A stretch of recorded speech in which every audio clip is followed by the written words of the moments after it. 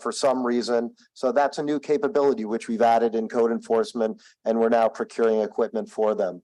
And I mentioned that we have these 39 proper code enforcement employees, and we also fund those 7 other lawyers and paralegals.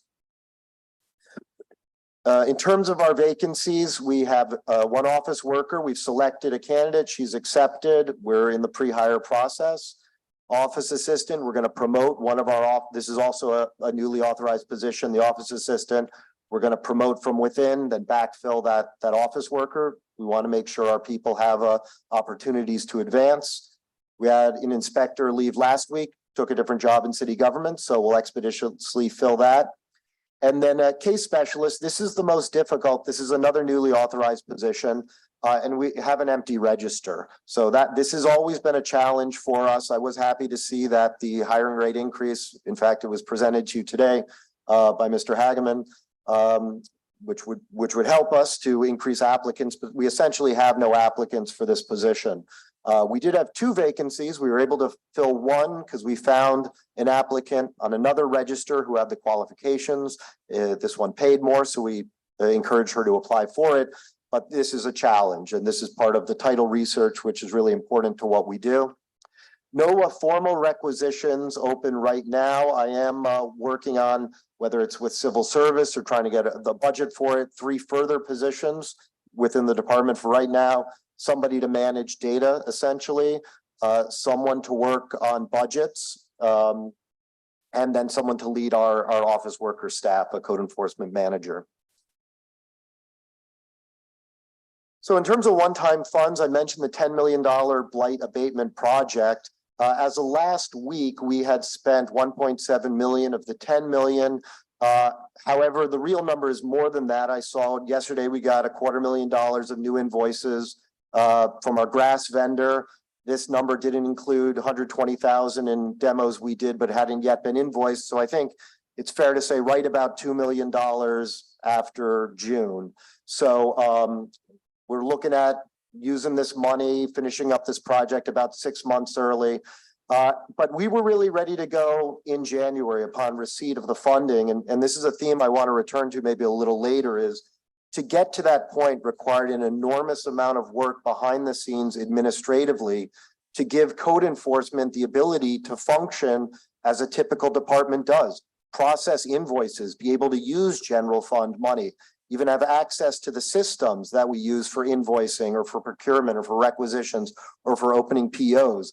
That's a process we started in April of last year. It's not even done now, but that has been so critical to be able to actually execute this project on time.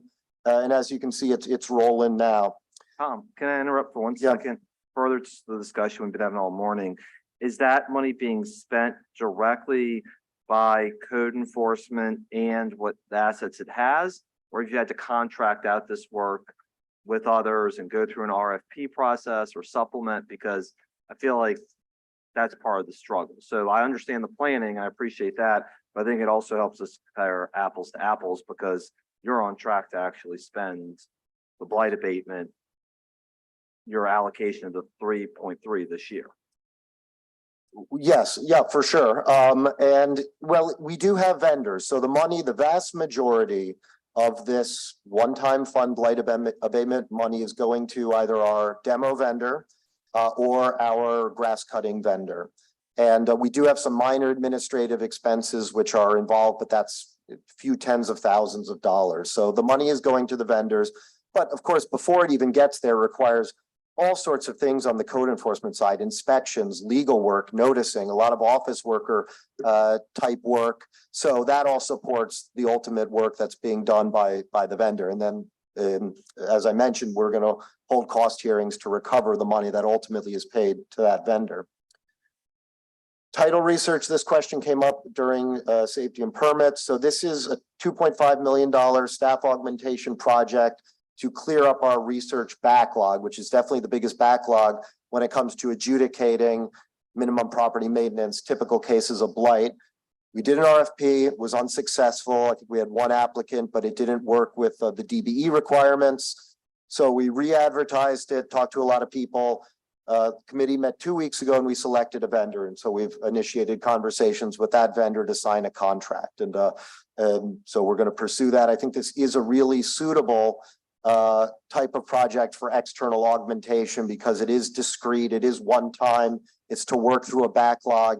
It's just a deliverable they give to us. So I'm happy to see this movement. And then I mentioned this $1 million for the Healthy Neighborhood Project. Essentially, Tulane is doing, as I understand it, Tulane is doing research on the connection, the causal connection, if there is one, between blight and crime. And as part of that, we have in the past told them which lots are authorized for abatement by the city so that they can cut those as part of the research that they're doing. And so as I understand, this $1 million will support just further lot cutting essentially, but it's going to be lot cutting as part of this study, which I think the causal link is fairly well established at this point, but is going to further reinforce that and do some other work to show the effect that blight has on our community. Tom, I just want to make sure I clarify one more thing.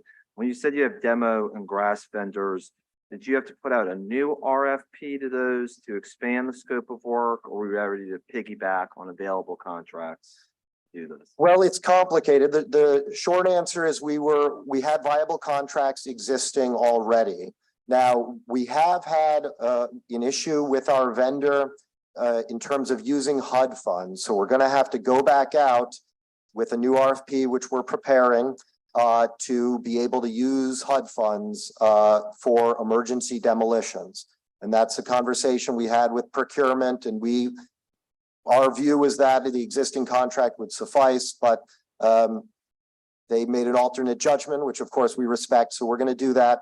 We are right now routing a new RFP for the grass vendor though, because that contract is ending. So that'll go out. We'll have, well, it's going to go out in a matter of days, maybe a week or two, but then we'll have to bring a new vendor on board as a result of that. And I think our main demo contract, I believe we have one more 1-year extension. Okay. Thank you. And then I did want to highlight just a little bit of the progress we've made and what we've used this money for. Year to date, we've conducted, it's now 66 demos compared to 105 in all of 2022. So I guess that's about a 30% increase. Similarly, we're at about 2,100 lots cut this year to date compared to 4,000 all of last year. So we're a little bit ahead of what we had done last year, which itself was a significant increase over the year prior. Just a few examples. Here's a Holly Grove property, 8827 Olive Street, which we can see was in very poor condition and not far from the properties on Eagle Street, which caught fire last year. So these things pose a real threat. And there's before and after. Mr. Mulligan, may I ask you a question on that last slide? Yes, sir. Just so that I get clarification. First, I'm pleased with the work that I've seen in the district relative to demolitions. But that number suggests 65 demolitions. Is there a period after that? So it says year to date. Year to date. Compared to 105. So that would suggest that we're behind 40. Well, so the slide is not completely clear. 2022, all of the whole year, we did 105. Now half the year, we've done 65. Right. You know, it's the year to date that throws you off. Yeah. Oh, I'm aware of that. Yeah. So, but we're on track to essentially do 130 this year. Right. And I just want the public to know because, you know, I'm always talking about the fact that it's difficult to do demolitions, and I appreciate the work that you've done. The reality for the public, especially those who I talk to, is that I'm pleased with the work of the Code Enforcement Office, because based on where we are now at 65 demolitions, we'll be at a higher number in 2023 than in 2022. Yes, sir. And thank you. So here's 2307 Louisiana, a really prominent thoroughfare, of course, which is obviously a dangerous eyesore. And so that's been dealt with. Here's a property in the cutoff, 216 Fairfax Place. It's very clear how vagrants can gain access to this property, which had been blighted for a long time for criminal activity. And so that's a well-graded parcel now. District D, I think this is in St. Roch, North Dorinwa. picture speaks for itself. Have a much better community to live in, a much less dangerous structure affecting other residents. And here's the 20-acre parcel on Bundy Road in New Orleans East. Also a frequent site for criminal activity. There were bona fide chop shops operating there, and we've cleared it out. We're not quite done yet, but we're almost done. And next step is going to be returning this really important piece of New Orleans East to commerce and to its residents. And so if I could, the last thing I wanted to mention was this may be my last time in front of you as the Director of Code Enforcement. I have asked the mayor to start a search to hire a new code enforcement director. As you know, I serve as both DCAO and code enforcement director for a few reasons. Most importantly, I want to spend more time, Lance and I want to spend more time working on safety and permits. If I could just leave you, if that is indeed the case, I mean, it's all contingent on finding someone. You know, I've had a chance to evaluate code enforcement externally as Chief of Staff for OBES, now internally for a year, over a year. And when I think about how to improve the operational performance of the department, it is crystal clear to me that the most important step we could take is giving it a clear, independent administrative and budgetary footing. That's more important than anything else the council could do. And so I would encourage you, as you think about how we can continue to make what I believe is some of the progress we've made to this point, ensuring its budgetary independence and its administrative control over its own matters is absolutely critical. So thank you for your attention. Happy to answer any questions you have. All I'll say that, Mr. Mulligan, is the charter amendments make code enforcement budget more streamlined are on the ballot in October, and I can assure you that I'm already working on talking about that publicly, going to neighborhood meetings and other advocacy groups. And I think my personal belief is the first step to making that happen is having code enforcement as its own department. And then we can work on how we make sure we have allocable funding so you're not in this miasma of HUD funding, CBDG, potentially fines and everything else. And that way it's more stream. It's ironic that creating a department creates less bureaucracy, but that's where we are. All right. So with that, anybody else have comments? No, I guess we can't call you Wrecking Ball Tom anymore. But I do want to thank you for all of your work with code enforcement. I can tell you that I find it one of the most functioning aspects of government. And thank you for all the work that you've done in District B. I do have a question though. Once a lot is demolished and once a structure is demolished, is there a plan for lot cutting and abatement? Because I know that in my district in particular, we've had some great successes, but now grass is growing as grass does. And I'm sorry, you ask, is there a plan for? Yes. Yeah. Well, if I could just say, on the first part, thanks, but I really want to make sure people are aware. The men and women of code enforcement do a great job, and they've been working hard for a long time. And so I do think we've seen progress, but like the lot abatement progress we've made, that's due to D'Artagnan Stovall, who runs that program, Winston Reed, Kimberly Reed, Ariane, who runs the emergency demolition project. They do a great job. So I want to make sure people are aware of all the stuff they do behind the scenes every day. On lot abatement, so you've hit the nail on the head. It's good to demolish a dangerous property. It doesn't ultimately solve the problem. So we can, when we bring down a building, lot starts to grow, the owner doesn't take care of it. We can address that through our Chapter 66 lot cutting program. And we do that. But we also have this role to try to do what we can to now get the property in the hands of an owner. So sheriff sale is one option. If we demo a building, they don't pay that lien, we can sheriff sale the property. If it's a large property, we can work with economic development to get in touch with developers who might be interested. The Bundy Road property would be an example of that. And so the short answer is yes, but ultimately the solution is have a responsible owner who takes care of it. All right, Councilmember Green. You're going to still be with us, but I do want to thank you for your communications with our office. And also I just want to state publicly my pleasure with the fact that the demolitions are taking place But not just that, Tom, that sometimes those demolitions result in someone deciding they're gonna sell their property and somebody builds on it. So on Elysian Fields Avenue, on North Durgeois Street, on Frenchman, and I can go into a few places. I've been here now a year and a half. I've seen a demolition take place, but also new construction begin at those sites. And that's what sometimes a demolition does. In addition to making people feel that at least the city is concerned about the children in the neighborhood, that we also are addressing the redevelopment of our city, the creation of new opportunities. So I just want to say the obvious. I want to encourage you and Winston Reed and others who are involved with this process to recognize that it's making a difference in the city. I wish that our number could be 650 instead of 600. But when we get to the point where we have the ability to move forward and do more of the work that is required, those demolitions are not just taking down and not just demolishing. They are also building communities, and many times communities such as the Desire community, where recently a series of demolitions took place. Is greatly appreciated by the members of those communities. They feel that since Hurricane Katrina, that finally the city is looking at specific properties to tear down and is getting them done. So appreciate your work, and in your new capacity, whomever is the head of code enforcement, I look forward to using your influence, or you using your influence with them to keep them as motivated as you were. Yes, thank you, Councilmember Green. One other thing I'll mention, another effect that demolition has is it incentivizes bad actors to do the right thing. And I'm thinking in particular of our unfenced pool project, which we kicked off last year. And, we demoed a bunch of unfenced pools, filled them up with sand.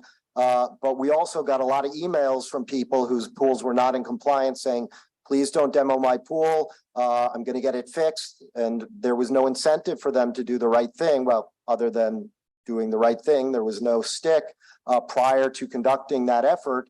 But we probably, for every pool we demoed, we probably got 2 or 3 people to bring an unfenced, dangerous pool into compliance. So it has that excellent effect as well. Right. Some members of the public hear the word demolition and they think negative. I hear the word demolition and I see what's going on, and I think positive because of things just as you mentioned, incentives, but also the way the neighbors feel not having to look at something that's a terrible blight on their community. So thank you for that. Thank you. Thank you. All right, 2 public comments, Mr. Burnside, Ms. Blossom.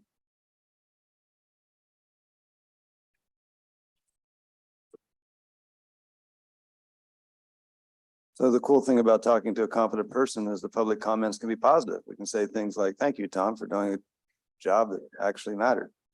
However, even good workers need a little bit of different viewpoint. So one of the small things that is small to everybody except me, using the same term inside safety and permits as you use inside a code enforcement is confusing to people like me. So if you have a short-term rental enforcer, I understand that that's part of the city code. I got that.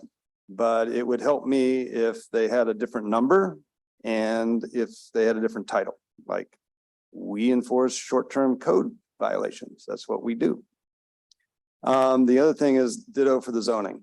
It would be nice to know whether we're short on short-term rental code enforcers or if we're short on zoning code enforcers. It'd be nice to have some distinction in there. I don't know if you have any hope with that or not.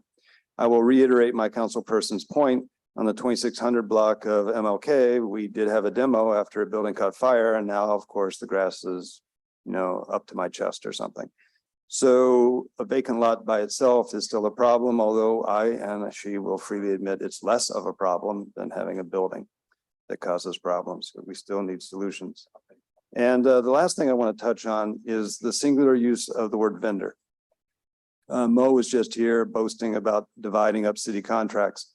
I really think the city as a whole, including yourself, need to take his leadership seriously in this, because having one single demo vendor and, quite frankly, having one single grass cutting vendor, I think is not something I would agree to. I think particularly grass cutting could easily be divided up into 5 separate contracts, 1 for each council district.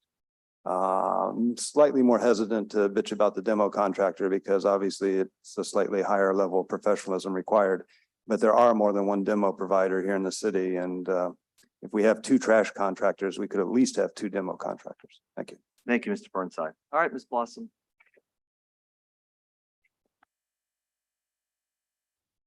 Hello again, Monique Blossom, Louisiana Fair Housing Action Center. I wanted to talk healthy homes again in terms of code enforcement and ask this committee and the full council to appropriate money as soon as possible for the healthy home staffing that we're going to need for the first phase of that to roll in on January 1st of 2024. Since that group's going to include buildings that have 50 or more units, we know that we'll be catching some of the worst actors and slumlords in the city.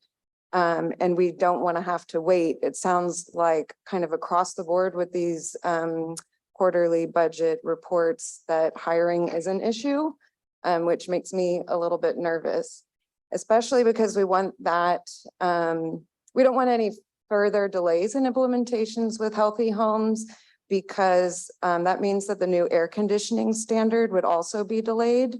And as Council President Morrell said, every summer is an ongoing emergency event, whether that's a heat or a hurricane. That might also just mean it's our new standard. And that we want to make sure that renters in New Orleans don't have to go through another 1 or 2 dangerous summers without being able to get their air conditioning fixed. So all of that said, I'd ask that the council and Mr. Mulligan, as you're able in your capacity before you move on, stay in touch with us and share your plans to make sure code enforcement is staffed up by January 1st so we can begin rolling in the healthy homes ordinance. Thank you so much. Thank you. And I know this has been a top priority for Councilmember Morrell, and I think both at mid-year budget adjustment when that happens and for year end, this will be a priority in terms of funding. And obviously, as funding happens, we can work with Mr. Mulligan on timeline for hire. Thank you. All right, anybody else from the dais? All right, we're good. We will come back tomorrow for Public Works and Joint Budget Committee. With that, I will move to adjourn, seconded by Councilmember Harris. Seeing and hearing no opposition, we stand adjourned. Thank you, everybody.